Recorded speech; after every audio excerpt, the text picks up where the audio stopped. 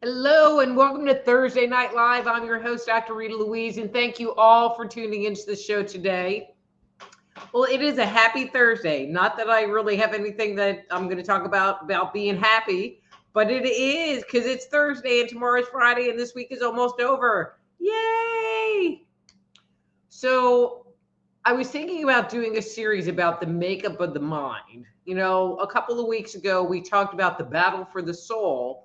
And this is kind of tied to it, but a little preemptive material.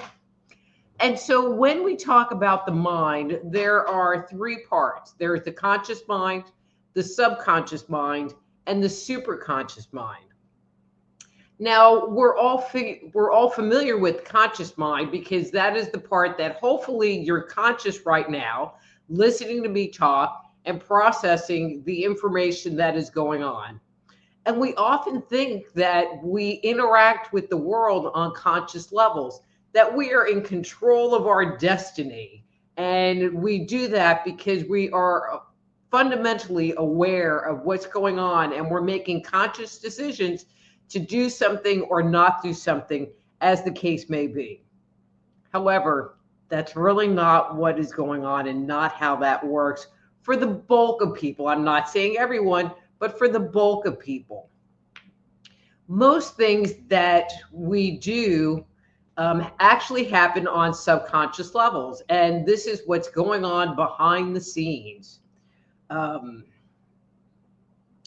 subconscious level sits below the conscious level, and to simplify it, how it works, it acts like a giant computer. And it takes in information, it takes in our experiences, it takes in our ideas, it takes in our impressions, it takes in our perceptions of the world, our memories and our opinions, and it stores this in, again, this giant kind of computer of our mind. And then when things happen to us, it looks for similarities between what's happened to us in the past and what is going on with us in the present. And based on those similarities, we will make a judgment one day, one way or the other, and then act on those judgments or act on those responses, which we'll talk about that in another episode. You know, the biggest point that I want to talk about today is how this whole thing gets set up. Because when we're born, we are really an empty slate for the most part. And as time goes on, there is this level of programming that happens to us. And it develops over time and through repetition. And this programming can come from our family, it can come from school, it can come from our friends, it can come from society. And these things fashion who we are and what we're doing. And so if we're having some kind of an issue, if we trigger easily, if we're emotionally reactive, if we have a very strong inner critic, which we'll talk about that again in another time, it is because these programs, hang on one second, these programs have identified what's going on and how we're going to react to something that might have happened to us 30 years before, 20 years before. You know, not anything that might be going on in the here and now at all. So as an example, if you're a child and as you're growing up, you end up feeling worthless, if you end up feeling invisible, if you feel broken for whatever reason, we look for these we look for validation of these concepts in our experience. And the subconscious mind will filter out our perceptions and give us a whole different story to tell. So and just to put this out now, so I talk about this whole concept in my book, Dang, It Was Me All Along. And this is one of the stories that I share in the book. So my dad was a chronic complainer, and I don't know, he kvetched, which is Yiddish for complain. And so he had gone to this wedding of his best friend from childhood. His son was getting married. And he goes to the wedding, and this is how he reported it. And I just remember this vividly. They had a 4-piece quintet or quartet playing music while people were eating, and they ate lobster thermidor for their meal. And then they had a live band that played music for people to dance to. And his big takeaway from this whole thing was the food was cold. And and there was a part of him that couldn't imagine how these people could spend $40,000 on a wedding. But his viewpoint and how he saw this whole event was really filtered through and colored by him, his life experiences, who he had grown to be, without really being able to take in this big picture that they really put on this fancy shindig to get married in. And so, so those are some of the negative experiences that might cause us to be one way or the other.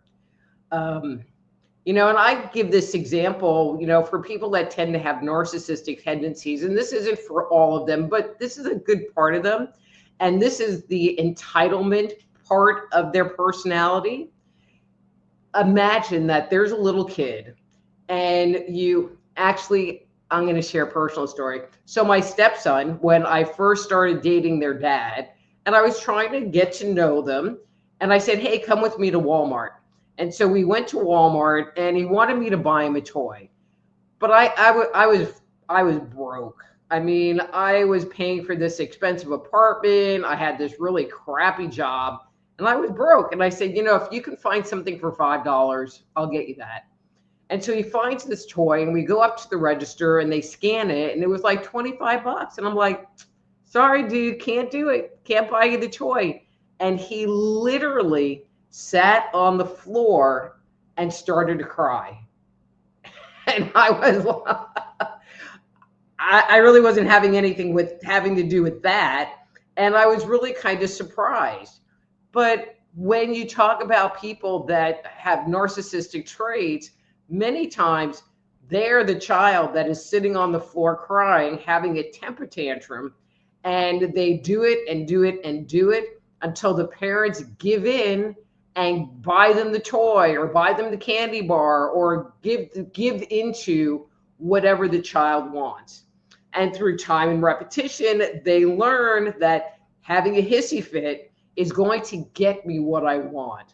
And so as an adult in their relationships, they already know that if there's something I want, all I have to do is have a temper tantrum, get angry, be persistent, start to cry, whatever it is, whatever their manipulation tool is, they will employ that because they were programmed that if I do this, I will get that. But it's not always negative programming. You do good in the spelling bee and you get the accolades of being really smart. And down the road, you still might feel smart. Or if you're good at sports, it's like you will continue to strive in sports or try to be good in sports because the programming says, I'm good in sports. This is what I think about me. This is my experience, and this is my belief about who I am. And so when things come around, you look to that, because that's who you believe you are. So if you believe you're invisible, you're going to act invisible. If you believe that, you're courageous and big and proud, you're going to believe that and act that way. So you can think of the soldier going to battle, and there are going to be those with their swords waving, climbing to the top of the mountain, seeking victory. And then there will be the other ones that curl up and take a step back because they're afraid. So what makes one person consciously go up the hill to fight while the other one cowers? And it's all based on that programming. Usually as this programming occurs, there's some kind of significant emotion tied to it that holds it in place. So something happens and it locks it into us so that, either we're going to try it again, or maybe we're not going to try it at all.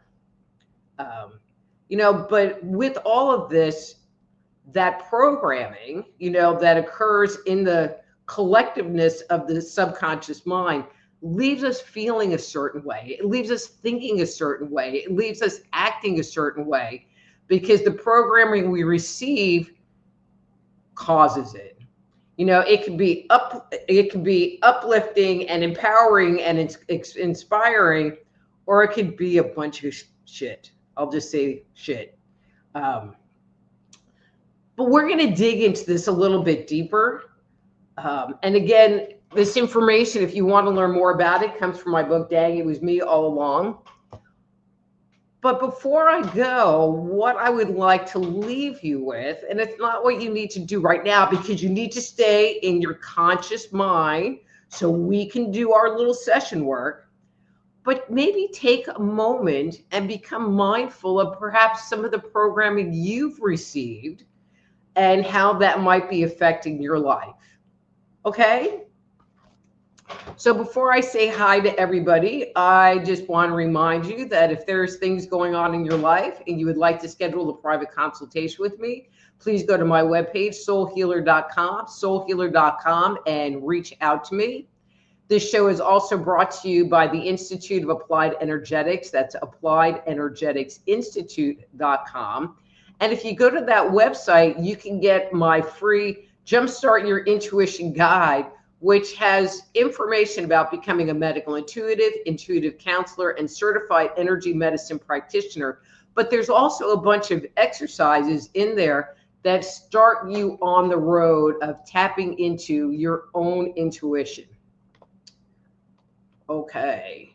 As always, if you're listening to the show in a repeat format and you want to join the fun, please go to my YouTube channel. That's Just Energy Radio on YouTube. Just Energy Radio on YouTube, 7 p.m. Central Time every Thursday night, and hang out with us and get a free on-air psychic reading.